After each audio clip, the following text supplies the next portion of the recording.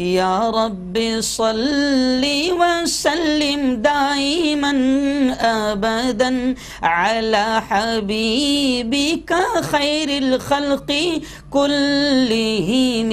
السلام علیکم ورحمۃ اللہ وبرکاتہ۔ ناظرین، استقبال ہے آپ کا ماہ مقدس کے پاکیزہ پروگرام پیغام رمضان میں آپ کا میزبان مفتی محمد ہارون ندوی۔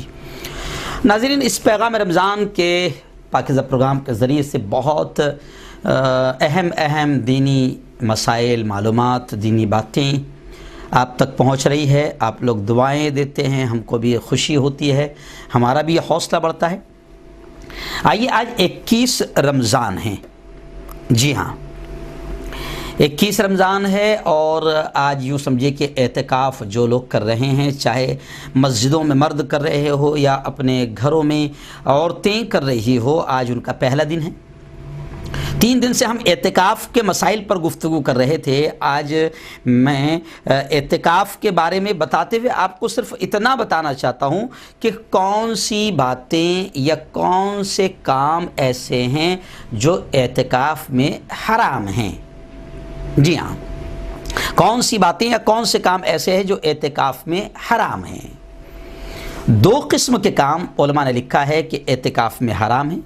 پہلی قسم کے کام بلا ضرورت اعتکاف کی جگہ سے باہر نکلنا حرام ہے۔ مردوں کے لیے پوری مسجد اعتکاف کی جگہ ہے، اور عورتوں کے لیے گھر کا وہ گوشہ جہاں وہ اعتکاف کر رہی ہے۔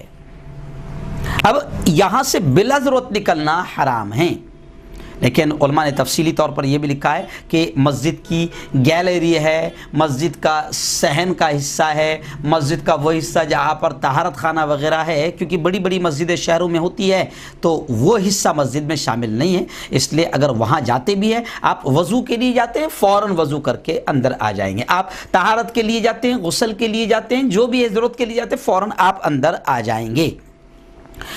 اس طریقے سے، یعنی آج میں آپ کو بتا رہا ہوں کہ اعتکاف کا پہلا دن ہے، اس لیے ان مسائل کو جان لیجئے کہ کون سی باتیں اعتکاف میں حرام ہیں۔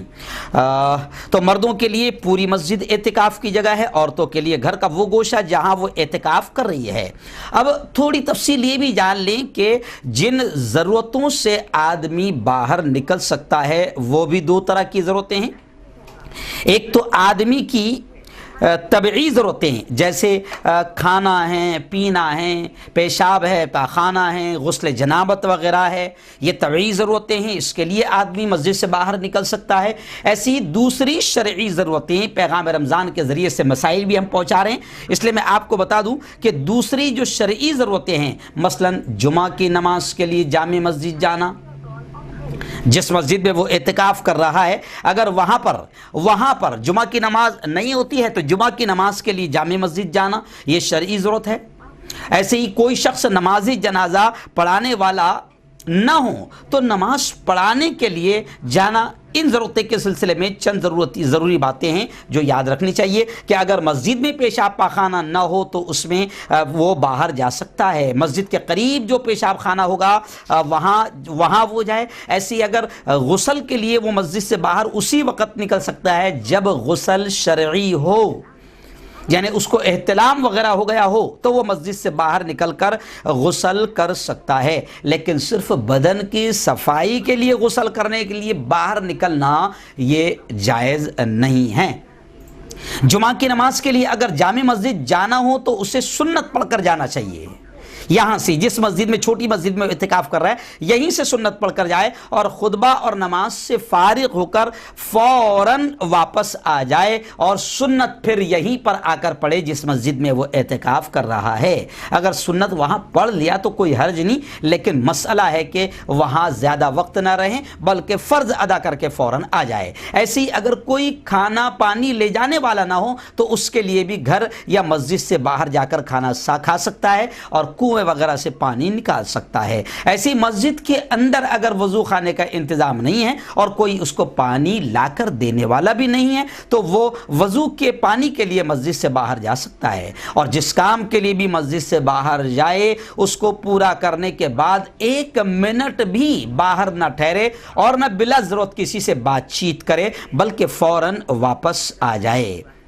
جی ہاں، ایسے ہی بھولے سے بھی اپنے معتکف یعنی جس مسجد میں وہ اعتکاف کر رہا ہے اس کو تھوڑی دیر کے لیے چھوڑنا مکروہ ہے، اس سے اعتکاف فاسد ہو جاتا ہے۔ دوسری قسم کے جو افعال اعتکاف کی حالت میں حرام ہیں یا مکروہ تحریمی ہیں، ان کو بھی جان لینا بہت ضروری ہے۔ شارٹلی میں آپ کو بتا رہا ہوں کہ مباشرت کرنا، بیوی سے تعلقات قائم کرنا، شاہ وہ قصدن ہو، بھولے سے ہو یا جان بوجھ کر ہو، مسجد کے اندر ہو یا باہر، جس صورت میں بھی ہو، مباشرت کرنے سے اعتکاف ٹوٹ جائے گا۔ ایسے ہی عورت کا بوسہ لینا، اس سے بغلگیر ہونا، ان افعال سے اعتکاف ٹوٹے گا تو نہیں لیکن ایسا کرنا ناجائز اور مکروہ تحریمی ہے۔ تیسری بات، اعتکاف میں دنیاوی کام کرنا مکروہ تحریمی ہے۔ اگر گھر میں کوئی دوسرا آدمی گھر کی ضروریات کا پورا کرنے والا نہ ہو تو پھر ضرورت بھر کام کرنے کی اجازت ہے۔ چوتھی اور آخری بات کہ عبادت سمجھ کر اعتکاف میں بالکل چپ چاپ بیٹھے رہنا، یہ بھی مکروہ تحریمی ہے۔ جی ہاں، یعنی اس کو کچھ نہ کچھ دینی کام کرتے رہنا چاہیے، کبھی قرآن پڑھے، کبھی نفل پڑھے، کبھی ذکر کرے یا کوئی دینی کتاب پڑھے یا کوئی دینی مضمون وغیرہ لکھنے میں مشغول رہے، یعنی کچھ نہ کچھ کام کرنا چاہیے۔ اعتکاف میں ہوں اس لیے بالکل چپ چاپ بیٹھنا ایسا نہیں ہے، یہ مکروہ تحریمی ہے۔ اس لیے یہ اعتکاف کے اہم مسائل تھے۔ ثواب کی نیت سے آپ اس کو دوسروں تک پہنچا دیجئے، آپ کو بھی ثواب ملے گا، ہمیں بھی ثواب ملے گا۔